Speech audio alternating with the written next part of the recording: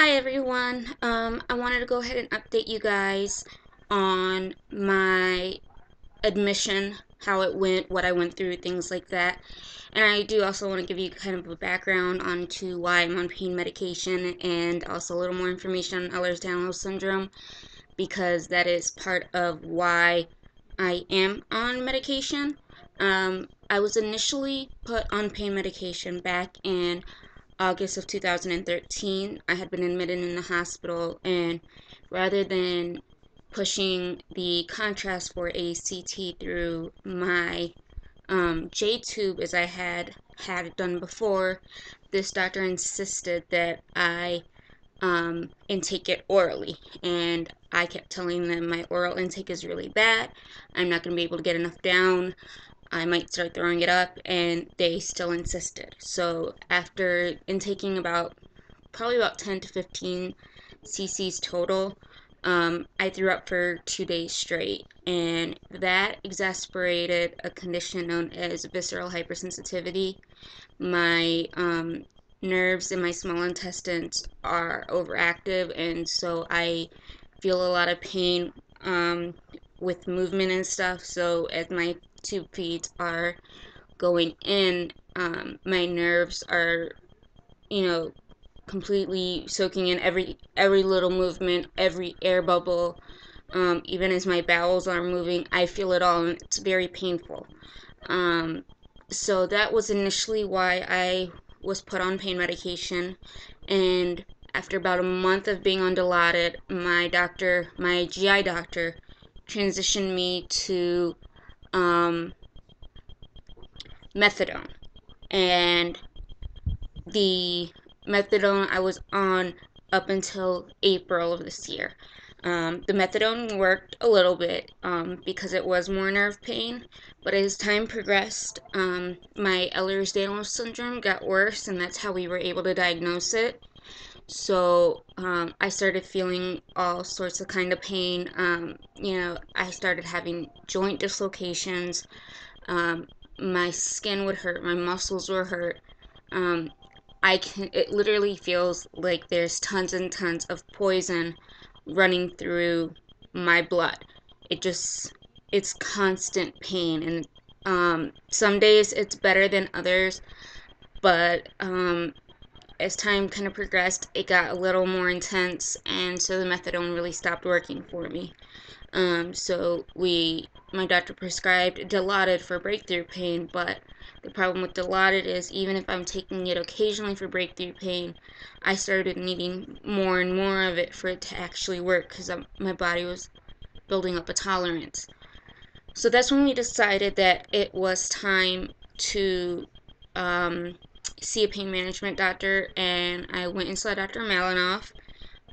He's a pain management doctor through St. Joe's Hospital, so it's actually a different hospital than what I'm used to. Um, and he wanted to start using a medication called buprenorphine. Buprenorphine is used in Buchan patches and is part of Suboxone. And the reason that he uses buprenorphine is because it works differently with certain types of pain, and it triggers a different, it works differently with your brain to help with pain management. There is an article that actually Dr. Melanoff wrote that is published. It's like if you look up buprenorphine, it's like the third one down on Google. But he has found that it works very well. So I was admitted on April the 15th. I was quite nervous because I didn't know if the hospital knew anything about Ehlers-Danlos syndrome, dysautonomia, gastroparesis, anything about what I was going through at the time, and I was still getting constant episodes of dystonia, where my body was, you know, my muscles were all contracting at once, and it was really painful. So we were worried about what would happen when I would go through those dystonic episodes. I was admitted on the 15th. The methadone was stopped right then and there at my admission, and I was put on a Dilaudid patient controlled I think it's analgesic, PCA. It's a pump. And they were giving me zero point 0.3 milliliters of Dilaudid every hour. And then when I would push the button, I would also get 0.2 milliliters. And then I couldn't push the button for another 6 minutes. And then every 3 hours, I was getting a bolus of 0.3 milliliters. Um, the initial attending doctor I had was very nice. He wanted to get my pain level down as low as possible.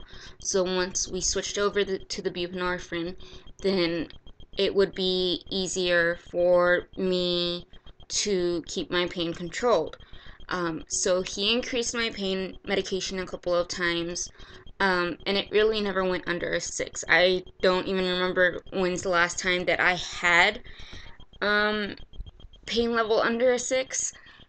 It's and most of it is caused by the pain from EDS, from my joints being loose. My shoulders give me a hard time, and my hip still gives me a hard time, even though I'm able to put weight on it. Back in October, I was actually on crutches to unable to put any weight on my right hip for about 3 weeks, and the pain from that still hasn't really died down. So, being in a hospital bed is not the best thing for my hip, or my back, and so my EDS pain was really starting to get up there. So me and my mom were taking walks throughout the day around the hospital floor. I couldn't actually leave the floor because I was hooked up to a heart monitor, and I had that heart monitor, once I got off the floor, would no longer work. So while I was there, my stoma started to discharge a lot more, and I had a bump right on the edge of my stoma. So we were concerned, and we told the attending doctor, and he wanted to get an ultrasound done. They did the ultrasound, and my pain increased. So the doctor um, increased my medication to see if that would help, but the pain never died down from the ultrasound. And it turned out, after all of that, I had a staph infection, and so I guess the ultrasound just putting all that pressure and then the heat from the actual ultrasound just made it worse. Because I had that on Friday morning. By Saturday, I was unable to walk, unable to move without being in severe pain. So he increased my dose, and so for about a week, I was on zero point 0.4 milligrams of Dilaudid every hour and zero point 0.4 milligrams every 6 minutes, and no more boluses, just that. So I was getting a good 250 milligrams a day if I was forgetting to push the button, which I did all the time. So, thankfully, I did not suffer from any withdrawal symptoms from the methadone. The only problem that I was having was an increase of my pain. So, we decided not to run my feeds while I was there because I knew that a lot of would not be sufficient for my visceral hypersensitivity. It took about, I was admitted on a Tuesday. It took a week and a day, so that the Wednesday after the first week, um, for actually, it was Thursday. So a week and 2 days for my methadone levels to get low enough for them to start the buprenorphine. So they stopped the Dilaudid pump um, around noon on Thursday, and the requirement to give me the injection of buprenorphine was that I had to start experiencing withdrawals, which is I found very odd because the reason that I was doing this transition was so that I would not have any withdrawals. It took about 6 or 7 hours for me to start feeling really hot and clammy, cold and shaky, um, and just all out groggy in my head. We called the nurse in, and by the time she came in, about 15 minutes later, I had spiraled down. I was feeling miserable. I was shaking extremely bad. My body hurt the worst that I've ever been in. Um, and I was cold and hot at the exact same time, and I felt so nauseated, like I was gonna throw up. And um, so she came in and she gave me my injection, and I decided to try and sleep. So I fell asleep, and the next thing I know, I'm waking up, and they were trying to hook me up to my um, back up to my fluids so that they could run the antibiotics for my stoma infection and give me um, my other medications through my feeding tube. And I was I felt like my muscles had completely tightened up, so I kept trying to stretch my muscles, and I was fighting the nurse away, like trying just to keep her off my body because everything hurt. Um, the rest of that night, it's really a blur. I don't remember much of it, um, because thankfully I was in and out of like sleep, and so even what I did when I would wake up, I wasn't retaining much of what was going on. It was pretty bad. I do remember just being in extreme pain and extreme misery, shaking and hot and sweaty and cold all at the same time, and my muscles being so tightly cramped. Um, and I got so nauseated to the point that they actually had to bring me a bucket in case I started throwing up because I felt like I was about to. Um, so it was pretty rough. They gave me my second injection at 2 o'clock in the morning, um, and my body started to settle down, and I was just purely exhausted. Um, they gave me a third injection that day, and then they switched me over into the oral, which is actually a small film strip that you put underneath either the right side or the left side of your tongue. They don't want you putting it in the middle. They say it doesn't really absorb right if it's in the middle of your tongue. But you put it under your tongue and let it melt and absorb. It tastes absolutely horrible. Um, but once we had gotten the 3 injections in, which they do the 3 injections so that it gets into your system faster and it'll stop the withdrawals. And after the initial oral one that I had, I started to feel a difference in my pain. My pain is not completely gone. Unfortunately, with EDS, there is absolutely no way to rid you of your pain ever. Um, it really is just one of those diseases that you feel pain constantly. Lindsay, one of my sisters, I believe this is how she worded it last year at the fundraiser, was it feels like getting bit by thousands and thousands of fire ants. It really does feel like there's just poison in your body. It's your blood, your blood hurts, your hair hurts, your skin hurts, your muscles hurt, your nerves are on fire. Unfortunately, with Ehlers-Danlos syndrome, it is just an extremely painful disease. Um, with the way buprenorphine acts, though, it acts differently than other pain medications in the way that it affects your brain, um, and the hormones it affects. So it has calmed my pain down a little bit. Um, we are going to need to more than likely adjust my pain medication as I see my pain doctor today. But I have hope that this is going to be more successful than the methadone was towards the end. Um, Eventually, I will be moving on to the Butran patches, which I actually look forward to because currently I have to wait till midnight to take my medication, and then I have to wake up at 6 o'clock in the morning to take my medication again because it's every 6 hours. For those of you who don't know, people with chronic illnesses, um, we have a really, really hard time, especially if you're in a lot of pain, falling asleep. So sometimes it can take 3 or 4 hours to fall asleep, and then I have to just wake right back up to take my medication, and it just throws me off completely. And so I look forward to actually changing over to the Butran patches. Another thing that happened while we were there is my dystonic episodes stopped.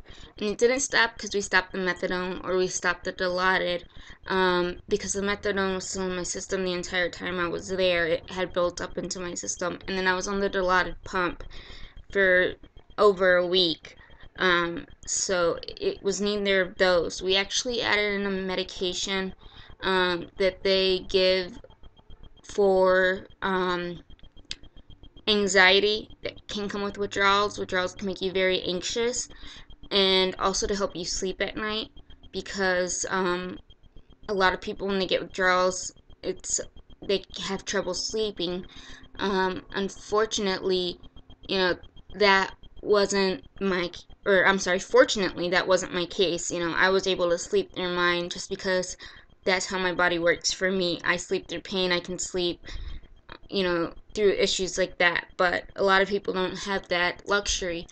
But the benefit of taking the phenobarbital, is what it's called, was it did stop my dystonic reactions. So I am taking that phenobarbital now that I'm home, and thankfully I have not had a dystonic episode since April the 15th. Um, and it's really been a blessing. I'm resting a little bit more. I feel better. I feel like I have more control of my life. I'm not waking up in the middle of the night in excruciating pain. From my muscles feeling like they're being torn apart. I can, as soon as my 6 months are up from not being able to drive from my stress seizures when I had my adrenal crash, I can drive without worrying that I'm going to have an episode and get into an accident from that episode. So it really is a blessing, and it's freeing for me, that came out of my admission, because it really was the withdrawals. I know I didn't go through withdrawals from methadone, but the withdrawals from the Dilaudid were absolutely horrible, and they completely drained me until I was home. I didn't really start feeling better until I was home for at least a week. But it was the new medication is starting to work, and I am feeling a difference. I am feeling more rested throughout the day, and a little bit less pain, but I still have issues with my fingers. My fingers are the ones that have been dislocating recently, so I'm still having pain with my fingers locking up on me. Um, my hip is still bothering me. Yesterday I was at the doctor's. I was at my GI doctor's, and I stepped down as I was getting off the bed. And something popped in my foot, and now my foot is swollen and painful. But that's life with EDS. There's nothing that's ever going to stop that. The joints popping or dislocating, the muscles pulling or tightening. That's part of Ehlers-Danlos syndrome, and it is extremely painful, unfortunately, and there isn't a cure. So that's why I'm pushing people, to show support for Ehlers-Danlos syndrome, share my videos, share information, especially for like the vascular type of Ehlers-Danlos syndrome, because that is deadly. And you know what, with the way the body is with any other type of Ehlers-Danlos syndrome, it's very easy to have a herniated disc that can, or a slip vertebrae that can compress on your spinal cord and paralyze you. Chiari malformation is a common one, which affects your brain, again, and your spinal cord. It can get compressed with Chiari malformation. There's just a lot of things, because again, collagen affects most of your body, so your organs can be affected. Important ones like your heart, your lungs, if those are affected, it could be deadly that way too. And then the metabolic problems that you have, the blood problems, it's horrible. So Ehlers-Danlos syndrome in any way, really, whether it's a vascular type, which can be sudden and deadly, or any other type, which can be unfortunately very slow and deadly, is horrible. So there needs to be more research on this. There needs to be a cure. Living in this type of pain and agony is not fun. Any person with Ehlers-Danlos syndrome is trying to make the best of their life. They have the good day, so they'll go and do something on their good day, but unfortunately, you pay for it for the next 3-4 days, and it's very hard, and it sucks. You don't want to live your life in pain. And so I encourage everybody to show their stripes, support EDS, share my video, share a story from someone that send someone my way or to anybody else who has EDS, send them to your way, and just help us. I'm beneficial because my EDS hasn't thrown me in a loop like other people has. Right now it's just extreme pain for me, but I know people who are suffering badly and it kills me. And they've had already one surgery for a tether cord, which is to release their spinal cord. They've had, they might need fusions in their back and their neck.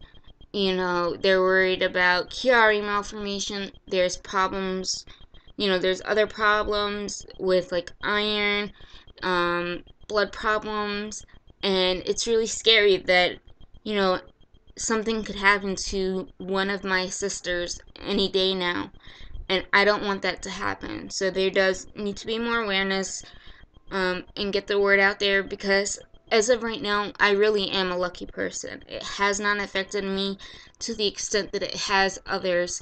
I can deal with the dislocations, I can deal with the pain, I am feeding tube dependent, and my heart rate is high, but I'm living with it, and I may sweat more, or I may have issues with heat and my body temperature's out of whack, but I'm lucky, and so take it my luck and spread it, because not everybody else is, and we really need the research and awareness for all the diseases: dysautonomia, gastroparesis, EDS, any adrenal insufficiency problem, endometriosis, fibromyalgia. They all need awareness. So, spread the word, and thank you guys for helping. Bye.